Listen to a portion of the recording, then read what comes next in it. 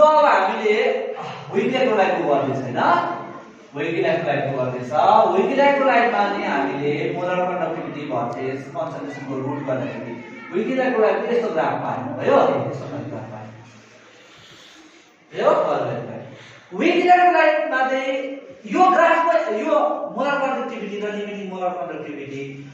को काम के छ त भन्दा के हामीले विक इलेक्ट्रोलाइटमा हामीले मोलर कन्डक्टिभिटी र लिमिटिङ मोलर कन्डक्टिभिटी युज गरेर के निकाल्नु सक्छ भन्दा चाहिँ we can find out the equation for degree of dissociation or dissociation constant निकाल्छ for weak electrolyte मा हामीले मोलर कन्डक्टिभिटी र लिमिटिङ मोलर कन्डक्टिभिटी युज गरेर के फाइन्ड आउट गर्छ रे हामीले dissociation constant degree of dissociation for weak electrolyte अब हामी जान्छ कसरी निकाल्छ let अब let अल्फा यो पनि अल्फा हो साइन तिम्रो बुकमा छ अल्फा a जस्तो alpha small letter a alpha is a degree of dissociation for weak electrolyte यो के भनेको के रे degree of dissociation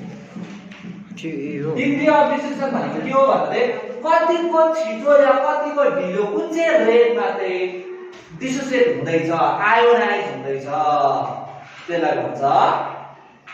degree of dissociation symbol कसले रिप्रेजेन्ट गर्छ अल्फा अल्फाको फर्मुला हेरे अल्फा इक्वल्स टु भयो alpha equals to lambda m भनेको molar conductivity divided by lambda m not भनेको लिमिटिङ मोलर कन्डक्टिभिटी यो फर्मुला नबिर्सिने हेर त हामीले मोलर कन्डक्टिभिटीलाई जब लिमिटिङ मोलर कन्डक्टिभिटीले डिवाइड गर्छ कसको भ्यालु दिन्छ अल्फा कसको लागि विक इलेक्ट्रोलाइटको लागि बुझ्छ अब क्लास 11 को इक्विलिब्रियम च्याप्टर सम्म अलिकति लिङ्क छ एउटा भयो म मैले दिइहाल्छु तपाईँ नोट गर्यो let us consider a dissociation of weak electrolyte let us consider the dissociation of weak electrolyte for example acetic acid weak electrolyte हुन्छ हैन यो एकदमै स्लो रेटमा डिसोसिएट हुन्छ एकदमै स्लो रेटमा त्यही कारण यो रिएक्सन अगाडि पनि जान सक्छ फरवर्ड रिएक्सन पछाडी पनि जान सक्छ इक्विलिब्रियम फेजमा आयो केमा आयो रे इक्विलिब्रियम फेजमा आयो अगाडि जान सक्छ 50% प्रोबेबिलिटी छ त्यही प्रोडक्ट पनि ब्याक आएर रिभर्स पनि हुन सक्छ इक्विलिब्रियम यो भयो अगाडि गयो भने प्रोडक्ट के बनाउँछ एसिटिक आयन प्लस एसिडोन के प्रोड्युस गर्छ acetic ion plus H plus Sava let us consider the concentration of product B C alpha is a concentration of the product which product हो acetate ion acetate ion जति छ total पनि त्यति नै हुन्छ नि त नम्बर बराबर छ एउटा प्रोड्युस भयो भने एसिटिक आयन एउटा प्रोड्युस भयो भने प्रोडक्ट पनि कतिवटा प्रोड्युस हुन्छ एउटा इट मीन्स S प्लस पनि कन्सन्ट्रेसन कति नै हुन्छ C अल्फा बुझ्यो सबैले बुझेन कन्सन्ट्रेसन अफ एसिटिक आयन के रहेछ C अल्फा प्रोडक्टको कन्सन्ट्रेसन कति रहेछ C alpha let us consider the concentration of reactant B C1 minus alpha बुझ्यो यो चाहिँ कसको कन्सन्ट्रेसन छ एसिटिक बुझ्यो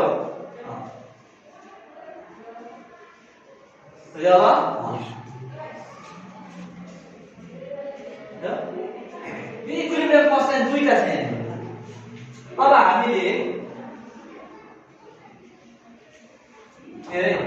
यो फरवर्ड इक्विलिब्रियम कन्स्टेन्टलाई k1 भन्यो भने backward equilibrium constant is a minus of k1 उल्टा हो k1 र माइनस अफ k1 के हो उल्टा ल फरवर्ड इक्विलिब्रियम कन्स्टेन्ट के रहेछ फरवर्ड कन्स्टेन्ट के रहेछ k1 भन्यो भने ब्याकवर्ड के छ माइनस अफ k1 भयो अब हाम्रो एम हो यो नोट गरे गरेन हाम्रो एम हो यहाँ चाहिँ प्रोडक्ट को छ हेर त एसिटिक आयन र प्रोडक्ट दुईटा रिएक्टेन्ट भनेपछि यो को लागि विकलाई कुरा यो डिसिजन को लागि एसिड डिसिजन कन्स्टेन्ट के अल्फा निकाल्नु सक्छ के अल्फा भनेको के रे एसिड के अल्फा के हो के ए भनेको के रे acid dissociation constant for weak electrolyte that is acidic acid निकाल्नु सक्छ बुझ्दै छौ के निकाल्ने फर्मुला हो concentration of product divided by concentration of reactant के रे के को फर्मुला के रे concentration of के रे product divided by square bracket भनेको concentration of reactant square bracket भनेको चाहिँ concentration बुझ्दै छ यस सर हाम्रोमा प्रोडक्ट एउटा छ दुईटा छ दुईटा एउटा एसिटेट छ अर्को के छ क्लोरोफोर्म छ यो एसिटेटको कन्सन्ट्रेसन कति थियो सी अल्फा ठिकै छ न सी अल्फा हेर प्रोडक्टको कन्सन्ट्रेसनमा चाहिँ मल्टिप्लाई गर्नुपर्छ बिकज यो जुन चाहिँ छ नि इक्विलिब्रियम कन्स्टेन्ट भयो रेट कन्स्टेन्ट जे पनि छ यो चाहिँ मल्टिप्लिकेटिभ फंक्सन हो यो कस्तो खालको फंक्सन हो मल्टिप्लिकेटिभ फंक्सन दैट्स व्हाई एउटाको प्रोडक्ट दुईटा छ नि एउटा सी अल्फा छ एसिटेट आयनको कन्सन्ट्रेसन अर्को पनि छ सी अल्फा दुईटा छ नि त हैन त्यसैले यो दुईटालाई के गर्ने मल्टिप्लाई के गर्ने मल्टिप्लाई बुझ्यासँग डिवाइडेड बाइ रिएक्टेन्ट एउटा पनि छ रिएक्टेन्टको कन्सन्ट्रेसन कति छ सी 1 माइनस अल्फा बुझ्यासँग दबाईलाई सल्भ गर्न सकियो पुरा सकियो सी इन्टु सी के हुन्छ c square C square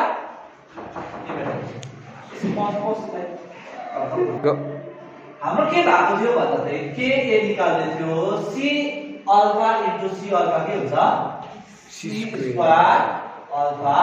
square divided by उनीबाट के छ रको सी 1 माइनस डी यहाँ के काट्छ हेर ल सी एउटा सी र एउटा सी काट्यो भने माथिबाट के बाँच्यो सी माथिबाट सी अल्फा स्क्वायर उनीबाट के बाँच्यो 1 माइनस बुझ्यासँग बुझ्छ सीसीटीभी भन्ने भयो त्यस्तै हो सीसी काट्यो भयो भइहाल्छ यस सर भइहाल्छ नोट गर यो आएन अल्फाको alpha is a degree of dissociation और टु कसले इलेक्ट्रोलाइट वेट बुझ्यो भयो र अब यहाँले अल्फाको जग्गामा अघि कति लेखेको थियो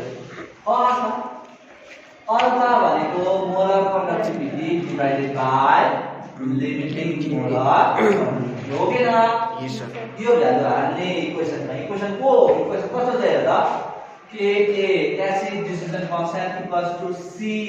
अल्फा स्क्वायर छ हैन सी इन्टु के छ अल्फा स्क्वायर अल्फाको जग्गामा कति लगाउने value lambda m divided by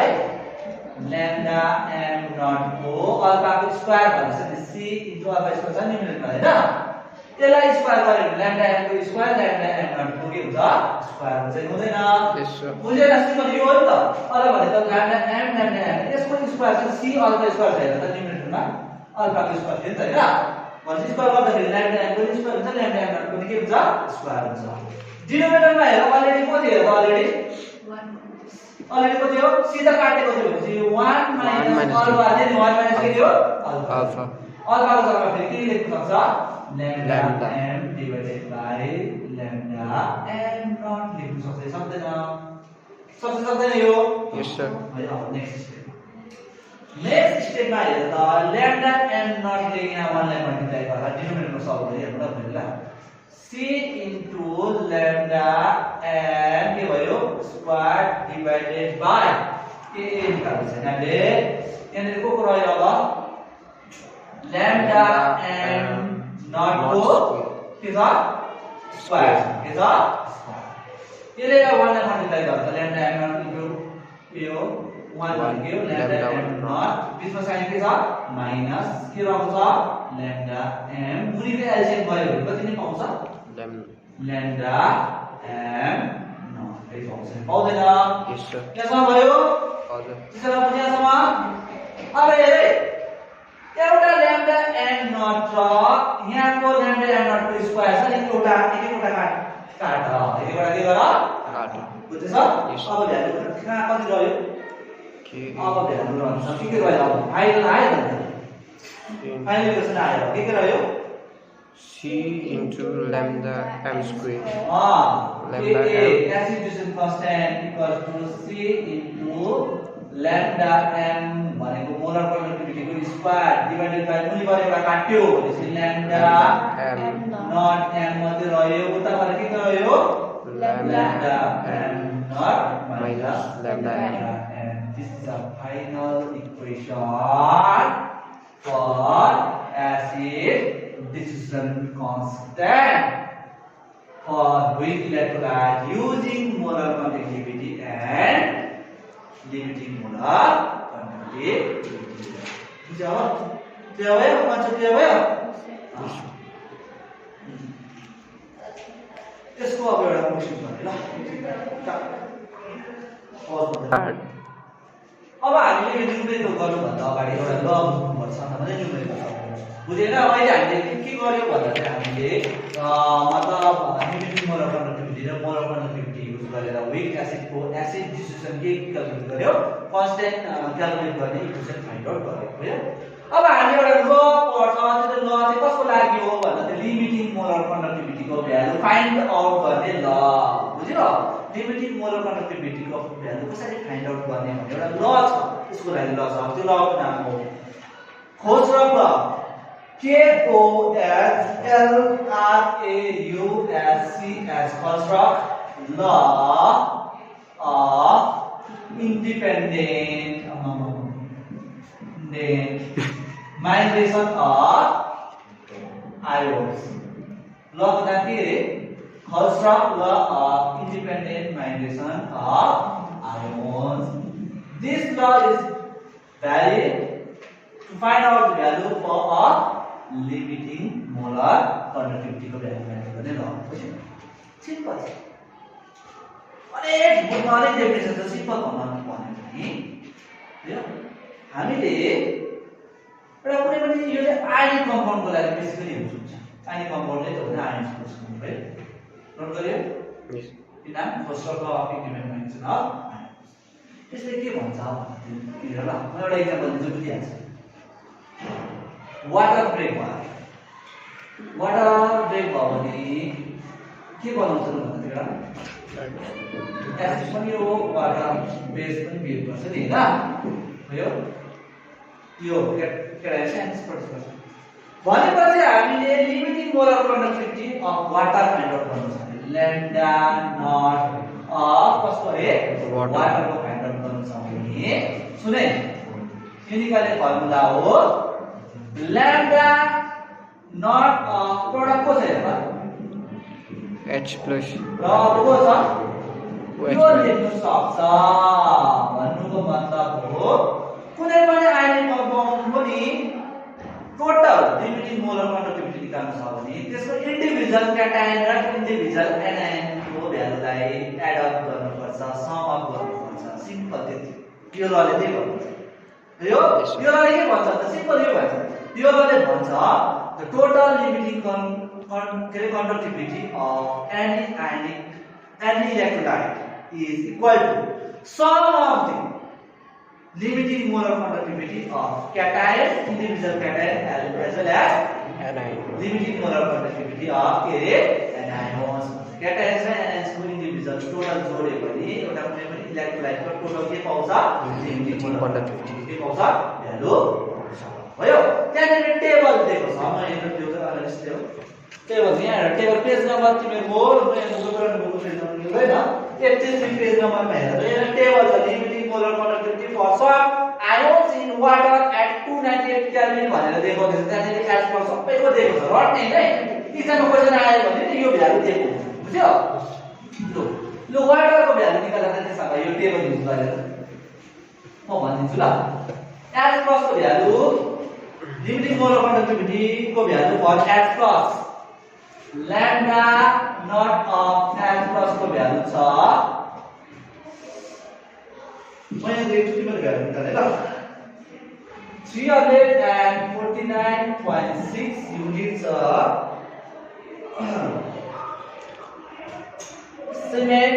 centimetre square पर मोल OH को लागि छ lambda not of OH minus को लागि भ्यालु छ कति छ 199.1 युनिट हे छ सिमेन्स सेन्टिमिटर पर मोल त्यसैले नै एक्जाम्पल गरेको छु Cl माइनस को लागि छ 76.3 सिमेन्स सेन्टिमिटर पर मोल युनिट हुन्छ ल लो यति भ्यालु छ मैले भ्यालु दिए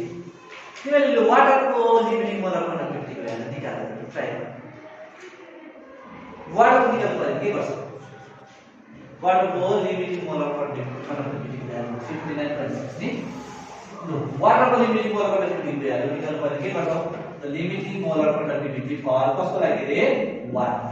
अनि फर्मुलामा चाहिँ त limiting molar conductivity of H plus र कसको भ्यालु एड गर्नुपर्छ limiting molar conductivity of OH minus यो दुईटाको भ्यालु एड गर्नु मात्रै हो बुझ्दै सिम्पल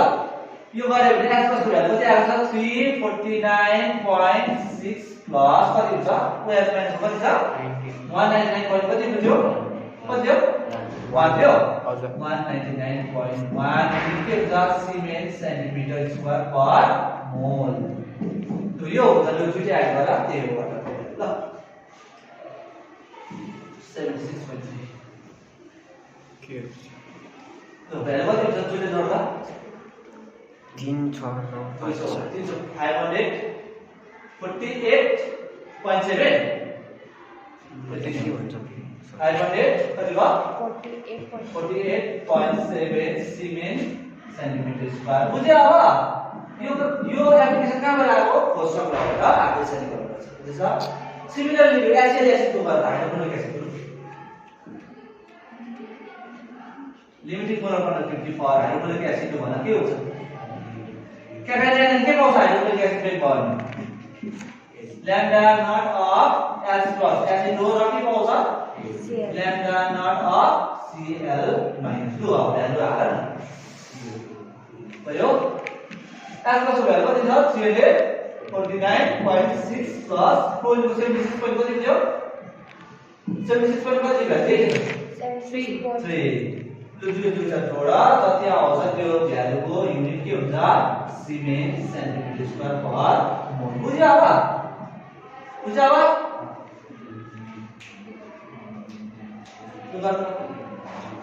छिटो गर भने एट द ज्यादै यो के छैन त 425 कति भयो 425.9 भयो बुझ्यो अब अझै एउटा